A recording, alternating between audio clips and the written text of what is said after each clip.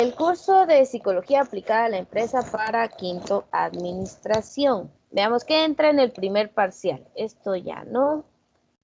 Esto fue preguntas previas. Acá. La definición de psicología general, por favor, eso entra en el primer parcial.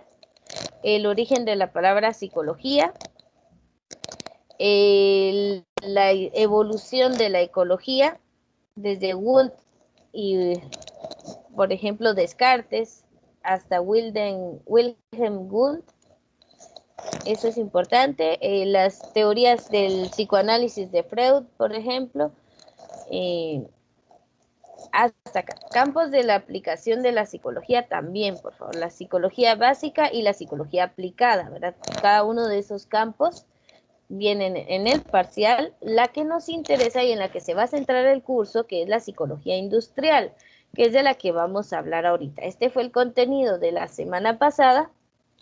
Usted tenía una pequeña tarea, ¿verdad? De que tenía que investigar los siguientes conceptos: alma, conciencia, vida psíquica, fenómenos psíquicos, fenómenos físicos, todos orientados a la psicología, a excepción de la última que no es tan relacionada. Entonces, a ver, un compañero amablemente que nos quiera decir la definición de alma, o compañera.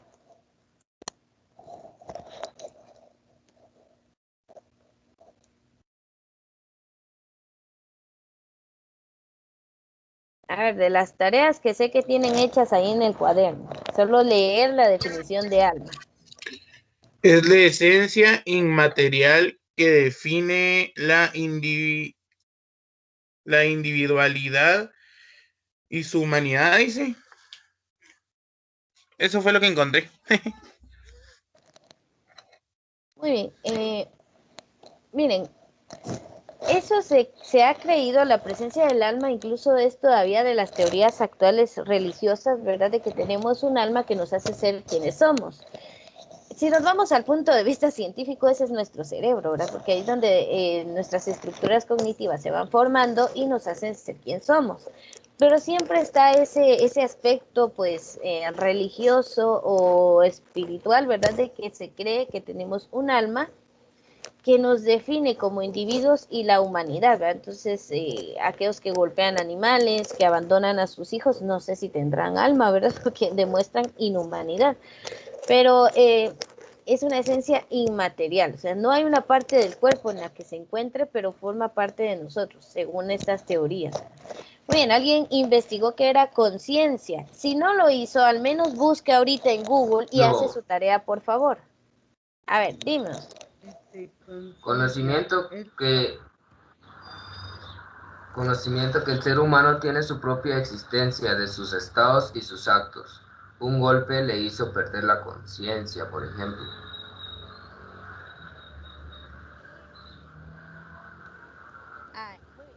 La conciencia hay dos puntos. Gracias. Tú mencionabas, por ejemplo, lo de un golpe le hizo perder la conciencia. Cuando perdemos el conocimiento, ya no sabemos qué sucede con nosotros y ahí es donde nos llevan al hospital, nos ayudan, hasta nos operan y nosotros ni enterados, porque no tenemos conocimiento de qué está pasando. Entonces existe ese tipo de conciencia. Usted ahorita, entre comillas, ¿no? Porque algunos están más inconscientes que conscientes cuando tienen sueño y están ahí cabeceando, pero la mayoría está consciente, sabe que está sentado, sabe que está cansado, que quiere o no escucharme, ¿verdad? Eso es parte de su conciencia. Usted sabe que existe, sabe que es mujer, que es hombre, que es el menor o el mayor en su casa. Usted está consciente de todo eso. Aquí es donde entra que hay muchas personas que no son conscientes de sus actos, que lastiman a otras y son inconscientes porque no se dan cuenta, no se disculpan y no corrigen esas actitudes. Entonces hay personas inconscientes, hay que estar conscientes de nuestros actos. Lo que voy a hacer lastima a otros, mejor no hacerlo. Igual con los actos, ¿verdad? Entonces, ese es un tipo de conciencia. Otros lo asocian con el estado mental y, por ejemplo, esa vocecita en su cabeza que le dice, no lo hagas, es malo. Y lo hace y se da cuenta que es malo. Entonces, ese es otro tipo de conciencia, ¿verdad? Entonces, muy bien, la definición es válida. ¿Qué encontraron de vida psíquica?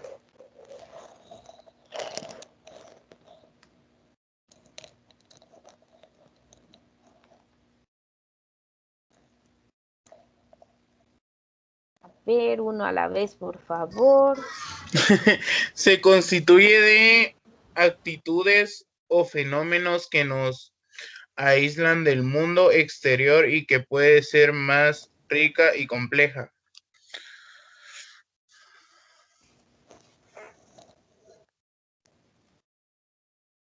Y compleja, ¿verdad? Era y. Ajá, y compleja.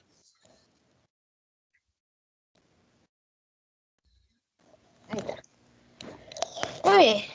A ver, vida psíquica. Si usted es una persona que le gusta razonar mucho, que se llega a abstraer en sus pensamientos, que se llega a encerrar en su psique, en su pensamiento, en su razonamiento, es una persona introvertida. Puede ese mundo en cada una de sus cabecitas puede ser más rico y complejo que el mundo real, porque todo lo que usted no pueda hacer en el mundo físico, en la realidad, usted se lo puede imaginar. Usted puede crear esas realidades como le gustaría que fueran las cosas o como quiere hacer que lleguen a ser sus realidades, se lo tiene que imaginar primero. Una persona sin imaginación no se proyecta al futuro de decir voy a llegar a estar en este puesto, voy a lograr esto, entonces su vida real pues no evoluciona hasta ese punto. Entonces, la vida psíquica es todas las actitudes que podamos tener, todo lo que involucra nuestro pensamiento, que a veces nos aíslan de ¿verdad? Hay personas que se abstraen tanto y yo, por ejemplo, soy una que a veces pienso en voz alta y estoy pensando qué voy a hacer y cuando me doy cuenta estoy hablando. Y mi hija me dice, ¿con quién estás hablando? Yo, ay, con una experta, o sea, conmigo misma. Pero a veces llegamos a esas actitudes. Entonces, su vida psíquica, usted no solo tiene que estar consciente de su existencia, sino poder imaginarse lo que quiere hacer con ella. Si usted pues tiene algunas limitaciones en su realidad ahorita, imagínese cómo llegar a no tener esas mismas limitaciones, a superarse. Entonces, la vida psíquica hay que desarrollarla también. A través de la lectura, a través del análisis introspectivo, piense usted qué tipo de persona es y qué tipo de persona quiere ser. Todo eso es parte de la vida psíquica. Hay personas que viven por puro instinto, como los animalitos, ¿verdad? Comen porque siente hambre, trabaja porque ni modo hay que tener dinero para comprar la comida y comer, pero no aspiran a más. Entonces ahí es donde usted tiene que desarrollar esa vida psíquica. Bueno, a ver otro compañero u compañera que nos quiera explicar los fenómenos psíquicos. Yo dice ¿Sí? fenómenos, los hechos son hechos psíquicos, lo que acontece en nuestra mente o psiquis, o sea, cada una de las manifestaciones o modificaciones que tienen lugar en nuestro yo. Son los diversos estados, hechos o acontecimientos que tienen lugar en nuestro yo. Los fenómenos psíquicos no se dan aislados, por el contrario, se presentan interrelacionados y organizados en un todo, en una estructura y solo adquiere sentido cuando se los interpreta en función de esta estructura. Bien, ahora más despacio. Es que ahí sí me quedé en la primera frase. Bueno, esto es por si algún compañero no hizo su tarea. Tiene que hacerlas. Esto le vamos a cambiar. Ahorita antes de que ella me repita, vamos a cambiarlo a actividad de reforzamiento número 1. Esto va a un compendio y usted me va a entregar todas las actividades de reforzamiento que hagamos en un solo PDF en una fecha de marzo. O sea que tomen una foto a eso que hizo en su cuaderno, póngalo en un archivo de Word con el título en grande, actividades de reforzamiento 1, y ahí vaya adjuntando todas sus tareas para que al final del bimestre usted solo le dé guardar como PDF y lo sube a la plataforma. Y ahí tiene 10 puntos de tareas. Si hacemos 10 actividades de reforzamiento, 1 punto cada una. Si hacemos solo 5, 2 puntos cada una. Hacemos solo unas 3, ya son 3 puntos cada una. Entonces sí, haga sus actividades de reforzamiento. Bueno, ahora sí, dice lo que acontece en nuestra mente o psique. ¿Qué más? O sea, cada una de las modificaciones o manifestaciones que tienen lugar en nuestro yo.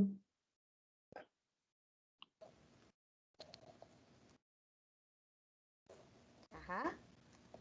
Son los diversos estados, hechos o acontecimientos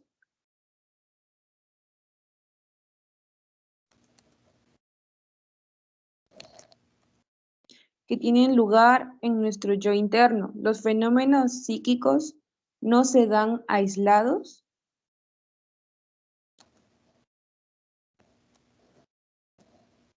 Por el contrario, se representan interrelacionados y organizados en un todo. ¿Se representan cómo? Interrelacionados y organizados en un todo. Ajá. En una estructura y solo adquiere sentido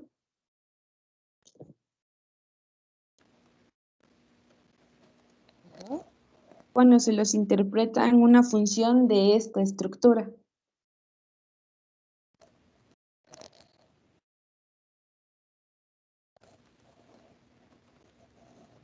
La vamos a dejar hasta ahí porque si no me va a dejar la letra muy pequeña. Ahí está. Mi maestra de mecanografía estaría orgullosa. Bueno, miren pues, cuando hablamos de fenómenos psíquicos, es todo lo que ocurre en su mente. Yo más que fenómenos psíquicos le llamo estructuras cognitivas, porque estas pues no se tienen que ver individuales. Por ejemplo, usted aprendió a usar bicicleta, que a los 5 o 6 años, o antes, ¿verdad? O después.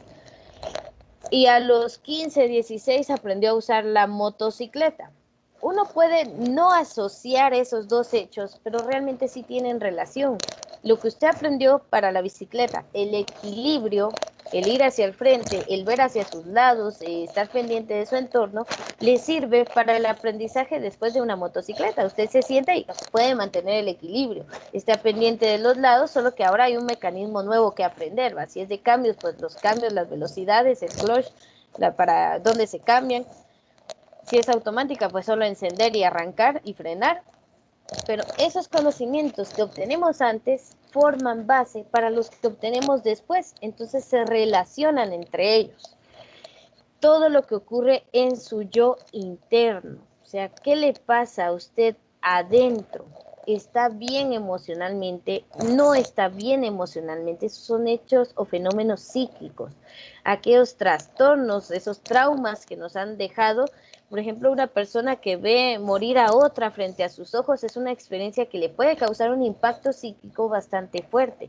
Quizás esa persona nunca más en su vida pueda ver sangre sin que le afecte. Entonces, todo eso forma parte de los fenómenos que afectan nuestra mente. Solo adquieren sentido cuando se interpretan en función de la estructura que hay en nuestro cerebro. Por ejemplo, todos los aprendizajes que se conectan entre sí. Bueno, eso es parte de los fenómenos psíquicos. Ahora vamos a los fenómenos físicos. ¿Alguien que haya encontrado esa definición? Yo, profesora, Sí, dime. son los cambios que sufre un cuerpo, materia o sustancia sin alterar su composición y ocurren cuando se lleva a cabo un proceso o cambio que puede ser reversible sin perder sus características, propiedades ni modificar su naturaleza. Bien, son los cambios que sufre un cuerpo, materia o sustancia sin alterar su composición. ¿El resto?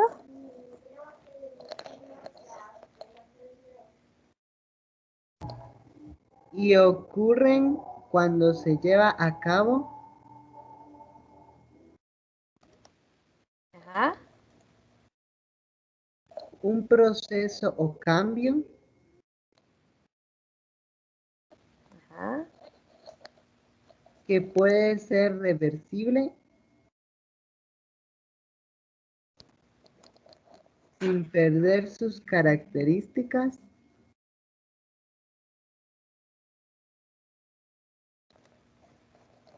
propiedades ni modificar su naturaleza. Muy bien. Su naturaleza. Ejemplo más claro. A ver, ¿qué pasa cuando usted mete un vaso de agua a la parte de arriba de la refri y lo deja olvidado ahí unos 2 días? ¿Cómo lo va a encontrar?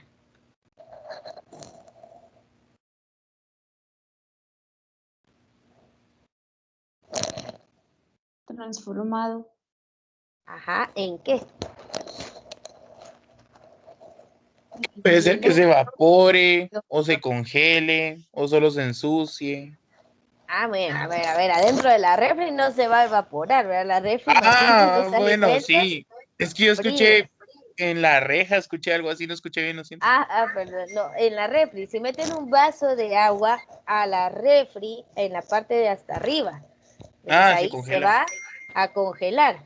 Pero dígame usted, lo que está dentro del vaso congelado, ¿sigue siendo agua? No, se convierte en hielo. Bueno, ¿Y qué es el sí. hielo? Sí, sigue siendo Bueno, agua. sí, Solo que básicamente sí. ujú, En otro estado. en otro estado. Esa es la clave, los estados físicos. El agua congelada sigue siendo agua, tiene su misma estructura química, sigue siendo H2O, ¿verdad? Hidrógeno y oxígeno, solo que congelada. Si usted saca ese vaso y lo coloca ahí en pleno sol de mediodía, ¿verdad? Esa agua va a regresar a estar en estado líquido. Ahí solo hubo un cambio de estado, pero sigue siendo la misma composición química. Si usted olvida ese vaso ahí en el sol, cuando usted lo vaya a ver, pueda que ya no esté en la misma cantidad de agua. No es que haya desaparecido, sino que se transforma en vapor y solo cambió de estado. Sigue siendo vapor de agua, H2O, pero en estado gaseoso. Entonces, esos son fenómenos físicos, no cambian sus características, propiedades, naturaleza, composición química, solo cambian de estado. Yo por mi carrera pues sé más de fenómenos físicos, pero los fenómenos psíquicos están relacionados con la biología, entonces es parte de lo que manejo. Pero sí, todos los cambios físicos pues no tienen mayor alteración en nuestro psique, pero por ejemplo, un cambio físico en su cuerpo, que usted se fracture, su brazo sigue estando ahí, sus huesos están ahí, solo que se están recuperando. Todo está normal, pero el hecho de no poder utilizar su brazo sí nos puede generar un fenómeno psíquico.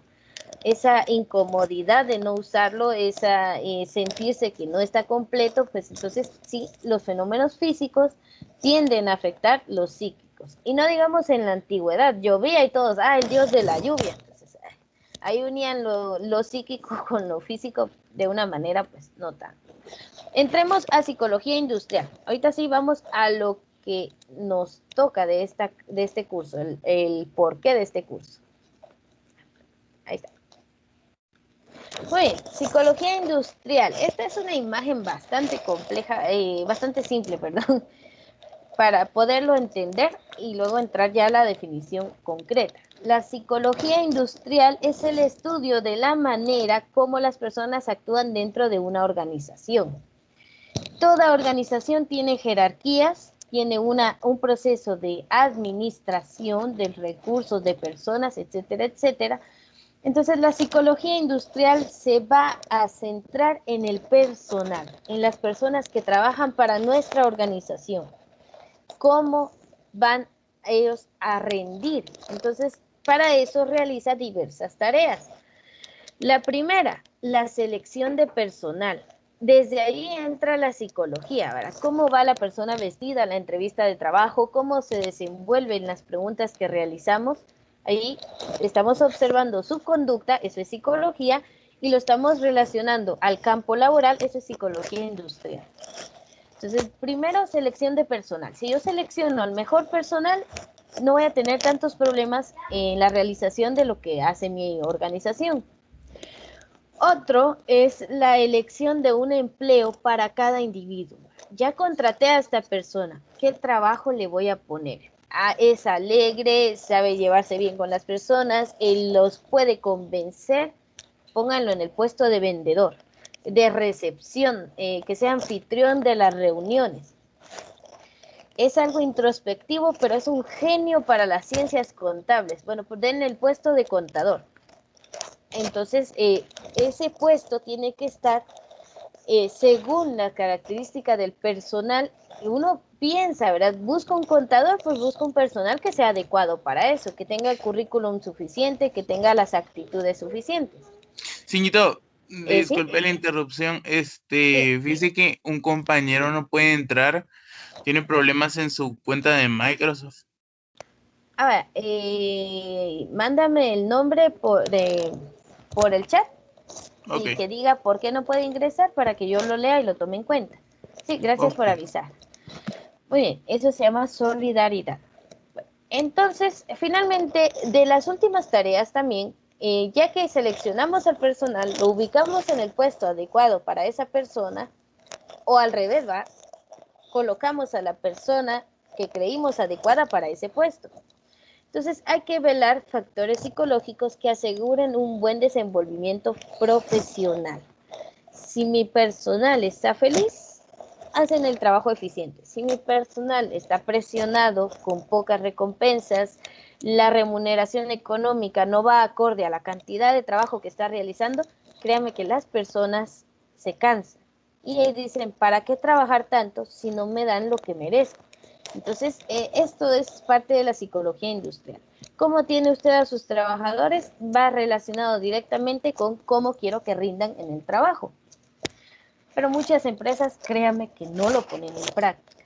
Entonces, estas son las principales tareas que realiza la psicología industrial. ¿Puedo cambiar de diapositiva?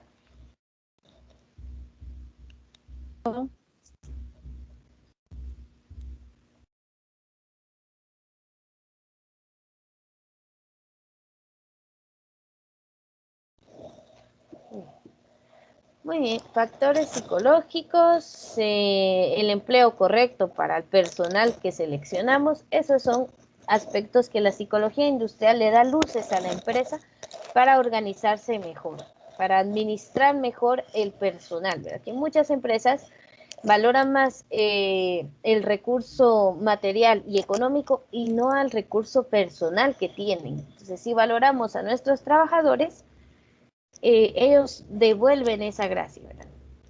Entonces hay que hacer modelos de organización y de administración un poco más amigables con el trabajador, ¿verdad? Es lo que todos los trabajadores pedimos, pero a veces no se da. Veamos entonces, esto es bastante general, lo tomé porque pues estaba explicado de una manera bastante sencilla. Dice psicología del trabajo, es lo mismo que la psicología industrial, es un campo pues de la psicología aplicada. Primero, ¿qué es? Dices, disciplina que surge de la industria y se expande hacia otras instituciones. O sea, primero, pues, surge la industria, luego surge la psicología industrial. Se desarrolló a partir del movimiento de las relaciones humanas en las organizaciones, pone más interés en el empleado que la psicología industrial, la psicología del trabajo, ¿va? Entonces, psicología industrial es un poco más general, pero también se relaciona con el empleado. La psicología industrial se ocupa de entender el comportamiento, de fortalecer el bienestar de los empleados en su lugar de trabajo. Entonces, ahí tenemos como una subdivisión de la industrial, que es la psicología del trabajo. Pero, ¿qué me interesa de aquí? Esta parte. La psicología industrial se ocupa de entender el comportamiento y de fortalecer el bienestar de los empleados en su lugar de trabajo. Entonces, ¿qué características tiene la psicología industrial o del trabajo? Primero, mercadotecnia. A ver, desarrollo de los grupos y el manejo de los sentimientos y de la autoestima. Se supondría, ¿verdad?, de que si yo veo que un trabajador de mi empresa ha bajado en su desenvolvimiento, en su rendimiento, en su eficiencia, la psicología del trabajo me dice que primero averigüe qué está pasando. Y ahí es donde lo llaman a uno, pues, a una reunión con el jefe, que tendría que ser, ¿verdad?, preguntar, mire usted por qué está fallando, su trabajo ha sido excelente hasta el día de hoy, pero ¿en qué está fallando? Tal vez se le murió un familiar, tal vez, y dar ese, como ese apoyo psicológico. Esto no es muy aplicado, ¿verdad? Usted deja de trabajar bien y lo primero que hacen, bueno, es váyase. Pero si yo tengo un empleado que ha sido bueno, que ha hecho su trabajo bien, que sabe cómo se hace el trabajo, es más barato a darle el apoyo que capacitar a otra persona para su puesto. Entonces, ahí es donde hay que ver costo-beneficio. Entonces, otras características de esta psicología es que tiene métodos principales, como métodos principales, la observación y la experiencia, ya que estos dos se pueden medir y registrar. Ahí entra lo que les decía. Imagínense, ese trabajador tiene 15 años en la empresa, ha sido excelente durante esos 15 años, pero lleva 3 meses en los que ha decaído su rendimiento. Entonces puedo decir, bueno, tiene mucha experiencia en el puesto, he observado su conducta que es muy buena, es muy respetuoso, vamos a darle el apoyo. Entonces platican con él, ¿qué pasó? y se ponen en un acuerdo. Ahí entra el análisis psicológico. Sale más barato eso a tener que contratar a una nueva persona, tener que capacitarlo y ver que entiendas lo de su puesto de trabajo. Entonces, ahí es donde la psicología industrial adquiere importancia. Otra característica, estudia el comportamiento humano dentro de una organización en función a su participación en factores tales como la cultura. Por ejemplo, el trabajo para la cultura occidental en Norteamérica es muy distinta a la nuestra. Ellos tienen horarios más flexibles y todo. Aquí es, mientras más trabajo, pues mejor. El clima, ¿verdad? Imagínense una organización cerca del mar, de la costa. Los trabajadores se van a comportar de una manera distinta a otras áreas, porque el clima puede que cambie esas características, ¿verdad? Entonces, incluso la forma de vestir. Si usted le pide a la persona que vaya con saco, con todo esto, a una empresa de la orilla de la playa, creo que el trabajador no va a soportar mucho tiempo. La motivación. Una persona motivada es una persona que va a rendir en el estudio, en el trabajo, en todas partes. Si no está motivada, pues lo motivo a que mejore su rendimiento. Como administrador, eso es lo que tengo que hacer.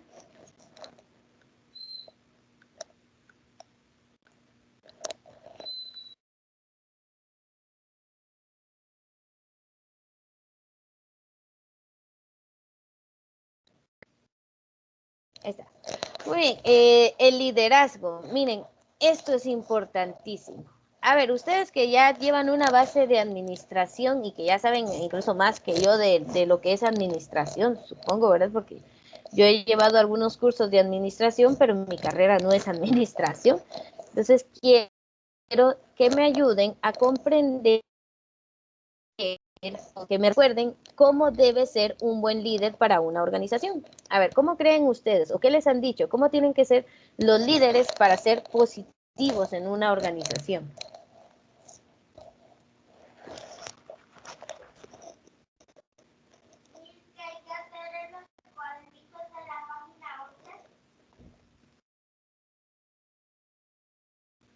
A ver, futuros administradores, por favor, alguien que me cuente cómo tienen que ser los líderes de una organización.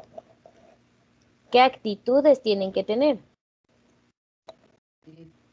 Un líder en una empresa tiene que tener herramientas que ayuden al crecimiento de la empresa, al igual que debe guiar con entusiasmo y otros valores éticos y profesionales para llegar al objetivo o la meta que se ha propuesto. Bien, excelente. ¿Alguien puede mencionar otras características del liderazgo? Aquí ya hablaron de ética, valores y entusiasmo. A ver, otra. ¿Qué más? Pues fuera de todo eso se tiene que enfocar también en su empresa, en qué acciones va a tomar para que la empresa crezca y los trabajadores Bien, tú dices la toma de decisiones. la toma de decisiones. Muy bien. Falta una palabra que quisiera escuchar de ustedes antes de decirla yo. ¿Cómo tiene que ser un líder para ser positivo? Ya hablaron de valores, de la ética, la toma de decisiones para mantener bien a la empresa y a sus trabajadores. No sé, visión estratégica. Trabajar en conjunto. Ahí estamos. El trabajar en conjunto. Otra forma es el trabajo grupal, ¿verdad? Y sobre todo, el líder tiene que tener esa actividad proactiva de hacer las cosas y esa capacidad de innovar, hacer que su empresa tenga lo que las demás no tienen. Pero hay que comenzar con trabajadores felices ustedes, porque una empresa con trabajadores mal pagados, maltratados, no va a rendir bien. Créanme que no. Eso del liderazgo por opresión creo que ya se quedó en los... hace muchos años. Actualmente el líder tiene que ser el que tome decisiones, el que dirija con entusiasmo y el primero en la línea de trabajo en decir esto se hace así y trabajemos como grupo. Ese entusiasmo, esos valores, esa ética son partes de la característica de un líder positivo para que su organización entonces crezca como organización y obviamente en el sector económico, que es lo que todas las organizaciones buscan, a menos que sean las organizaciones no lucrativas, ¿verdad? Que esas buscan otros fines sociales. Entonces, tiene que poder tomar decisiones, tiene que poder comunicarse con sus empleados, no aquel líder que nomás lo mira a uno y ya a gritarle, usted que no hizo tal cosa, fulanito, y es horrible, ¿verdad? Entonces, ahí entra que tenemos que comunicarnos de forma asertiva, pero sin llegar a maltrato verbal y una comunicación amena, ¿verdad? Porque qué bonito trabajar en un lugar donde el jefe sea accesible, se le puedan dar ideas y las ponga en práctica y la empresa crezca. Pero aquel líder inaccesible al que, Dios mío, hasta saludarlo da miedo porque pueda contestar mal, ahí hay problemas. La productividad, un líder haragán no nos va a llevar a ningún lado, entonces tiene que ser un líder productivo también. Y eso genera la satisfacción laboral. Cuando el equipo funciona bien, toda la organización funciona bien. Muy bien, ustedes tienen ideas muy acertadas. Vamos a ver, esto parece bastante, pero la letra está bien grande y creo que nos interesa lo que dice. A ver, ¿por qué la psicología industrial? Esto o significa psicología industrial o psicología organizacional, cualquiera de esos dos. Entonces, una razón para que actualmente sea más popular esta psicología es que quizá más que cualquier otro campo, sus profesionales pueden tener impactos positivos en la vida de las personas. Para apoyar esta afirmación, pues veamos un día típico de la vida de una persona promedio. O sea, trabajamos un promedio de 8 horas. Para los maestros esto no es válido, son 5 horas en la escuela y como 10 en la casa organizando, planificando, etcétera, etcétera.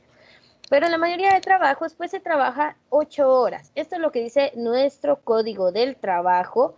Todo lo que pase de esas 8 horas son horas extras y se pagan aparte, se pagan más, ¿verdad? Eso, revise el código del trabajo, que no lo engañen, que no lo utilicen, que no lo exploten. Entonces hay que conocer las leyes para que eso no se dé. Pero bueno, entonces miren cuántas horas pasamos en el trabajo. 8 horas. Trasladarse al trabajo, si vive cerca, pues 1 hora, si no hay mucho tránsito. Ver televisión, hay personas que salen del trabajo y lo primero que hacen en su casa es ver televisión. Pues dormimos 8 horas, pero esas horas como que no contaran porque nuestro psique está apagado, está en off. Preparar alimentos y comer, unas 2 horas, come bastante rápido, ¿verdad? Otros, pues, no sé qué haga con su vida, ¿verdad? Puede leer, puede jugar videojuegos, no sé qué hacen con su vida las personas realmente. Pero miren, pasamos ¿cuántas horas en el trabajo? 8 horas. Y si ese ambiente es desagradable, son 8 horas mal vividas, ¿verdad? Entonces, con la excepción de dormir, ¿verdad? Porque ya les dije que no cuenta, las personas pasan más tiempo en su trabajo que en cualquier otra actividad de la vida. Y ahí hay un dicho que hay que recordar. Hay que trabajar para vivir, no vivir para trabajar. Es muy diferente. Pero entonces imagínense, pasa 8 horas de su día, la tercera parte de su día la pasa en el trabajo. Entonces ahí es donde entra que usted se tiene que sentir bien en su trabajo. Las personas se tienen que sentir bien en la organización que nosotros administramos. Si no son 8 horas de su vida cada día martirizantes, ¿verdad? Y dice, y algunas veces estas dos actividades se traslapan. Uno a veces no duerme por trabajar. Por lo tanto, tiene sentido que las personas que son felices y productivas en sus trabajos tengan mejores vidas que las que son infelices en los suyos. Entonces, usted ve a una persona feliz, puede hacer que le vaya bien amorosamente, o puede hacer que, por ejemplo, la ascendieron en el trabajo, la felicitaron. Usted no se imagina el efecto que tiene en un trabajador que el jefe lo felicite. Se siente uno bien, ¿verdad? Mire usted qué bonita clase dio, me siento muy bien. Gómez, qué bien salió su trabajo, la videoconferencia de hoy. Esa persona va a ser feliz el resto de su día. Pero si nos regañan en el trabajo, de una manera, pues, si nos dicen las cosas, usted hizo mal esto, por favor, corríjalo. con mucho gusto. Uno no se siente mal, ¿verdad? Reconoce su culpa, es consciente de sus actos. Pero si se lo gritan en la cara con palabras feas, lo tratan de muchos términos negativos, allí es donde nuestro ambiente laboral afecta nuestra parte psicológica. Entonces, para eso es la psicología industrial, para ver que esas 8 horas que pasamos en el trabajo sean agradables, seamos felices y por lo tanto seamos más productivos.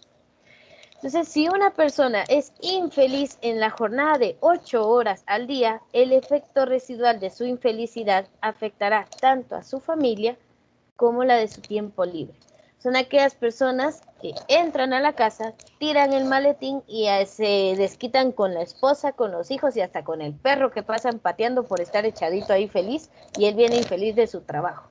Entonces, la psicología industrial es importante para que las personas vivan felices porque trabajamos la mayoría del tiempo. Bueno, entonces para entender por qué la psicología industrial es importante, porque usted como futuro administrador tiene que entender de psicología industrial para no tener personas infelices trabajando en su organización, porque usted se está formando para ser jefe, ¿verdad? Entonces, desde una perspectiva social, los psicólogos pueden mejorar la calidad de vida al aumentar la efectividad del empleado. Lo felicitamos, hacemos que su ambiente sea agradable, las personas son más productivas. Esto reduce el costo de artículos vendidos al mejorar la calidad del producto. Ese es en otro punto de vista. Por ejemplo, si usted realiza objetos de calidad, se los van a comprar al precio que pues sea razonable con esa calidad. Producir en masa objetos de baja calidad, sí se venden todos, pero el descontento después nos da una mala imagen como empresa. Entonces, esto pues entra incluso en pensar cómo van a recibir nuestros consumidores el producto que estamos ofreciendo. Si es de mala calidad, ¿ustedes creen que ese comprador va a regresar a su empresa? ¿Va a volver a usar sus productos? ¿Sí o no? No. No, así de sencillo. Incluso usted, ¿verdad? Alguna vez ha comprado algo que se mira bonito, lo saca, se desarma y ya no sirve. Jamás lo vuelve a comprar en su vida. Entonces, hasta en eso entra la psicología industrial. Si vendemos objetos de calidad, esto sucesivamente reduce costos de reemplazo y reparación que nos estén llevando, mire, la garantía es de 1 año, arreglen. Ahí hay que invertir en reparación y reemplazar piezas. Entonces, también podemos mejorar la eficacia organizacional y eso aplica con las personas. Si las personas son capacitadas y son bien tratadas, no tengo que estar gastando en despedir, pagar el tiempo, volver a contratar, volver a capacitar. Entonces, no. Entonces, puede causar repercusiones en actividades ineficientes como esperar en una fila. A ver, esto de las filas.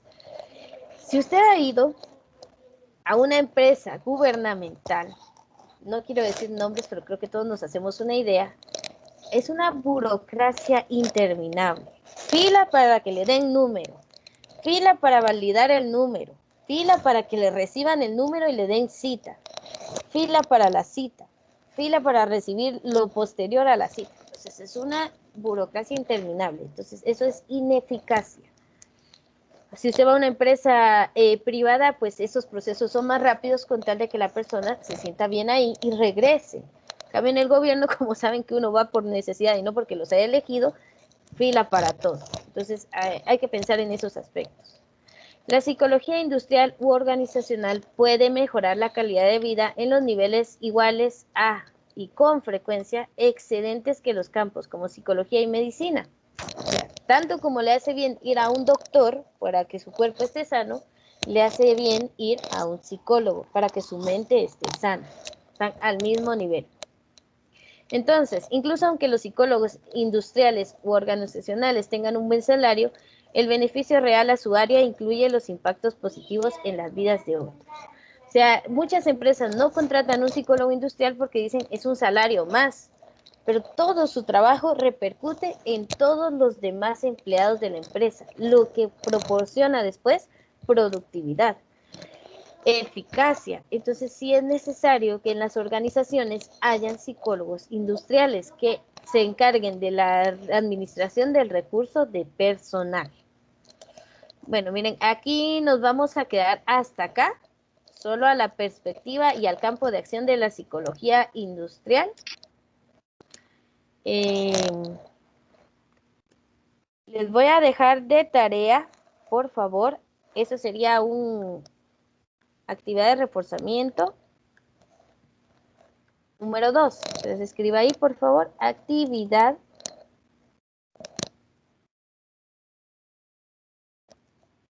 número 2,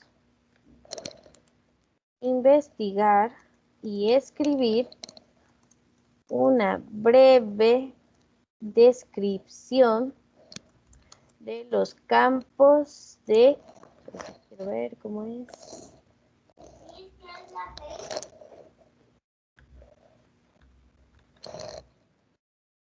principales de la psicología industrial. Es decir, usted me va a investigar qué es la psicología laboral y qué es la psicología, vamos a ver, laboral o de personal, y aquí la psicología organizacional. La definición de estas dos, psicología de personal, creo que es solo de personal, permítanme.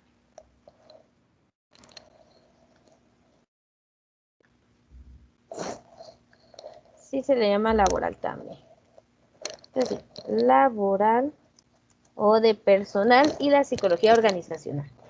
Por favor, esta es su actividad de reforzamiento 2. Esto ya tiene que ir también a su compendio de tareas.